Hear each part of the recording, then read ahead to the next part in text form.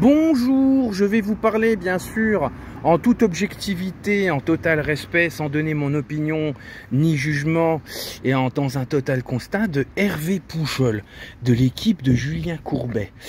Et vous savez, Julien Courbet, c'est plus la peine de le présenter, et qui eux deux travaillent pour le groupe M6, voilà.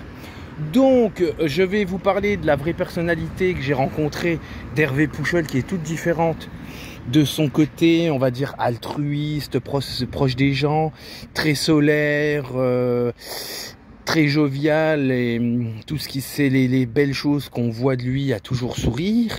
J'ai découvert le contraire et une personne très hautaine, outrecuidante. Et aussi, je peux vous dire que, voilà, ceux qui m'insultent de menteur, de dégénéré, de paranoïaque, qui divaguent, eh bien, j'ai la confirmation que les médias ont leur privilégié dans certains sujets et et dénigrent complètement les victimes de vie, d'agressions sexuelles et de depression. Voilà, ouais, j'ai pas envie de me faire sauter la vidéo. Donc voilà, parce que Tagada. Ce qui se passe, donc voilà, vous connaissez Hervé Pouchol, vous connaissez Julien Courbet, et pour une deuxième fois, j'ai réussi à avoir le live d'Hervé Pouchol. Déjà dans le live, sans donner mon jugement, et puis ce personnage fait ce qu'il veut de sa vie privée, fait ce qu'il veut. Voilà, moi voilà, je suis pas là, je suis là pour personne moi. Et tout le monde doit être respecté dans ses choix. Et le mec, dans un état très dans le dédain, centré sur son ego, très fier, très hautain, avec un esprit crooner qui veut faire, voilà, parce qu'il chante, mais après, voilà, grand bien lui fasse, on a respecté ses choix, on n'a pas à l'embêter, voilà, c'est pas ça que je parle, moi. Et dans un esprit, voilà, très fermé sur le contact. Bien sûr, j'essaye de lui envoyer un message, il ne prête pas attention, et puis pour que ça saute à ses yeux, je lui ai mis, c'est dommage, vous ne prêtez pas attention au message. Le mec, bien sûr, vu cette provocation, s'est senti obligé de me répondre. Il me dit si, je fais attention au message, et je lui explique un peu. Et je lui dis que j'aimerais lui parler en privé. Ah non, moi je parle pas en privé, moi. Oui, c'est bon, ce serait un peu bien de me parler correctement. Je t'ai parlé correctement. Et bien sûr, bon, après il se force un peu, il dit bon, je lui ai dit poliment, monsieur, je vous envoyais un message en privé. Oui, non mais j'irai pas voir, ou si vous voulez j'irai voir mais vite, hein.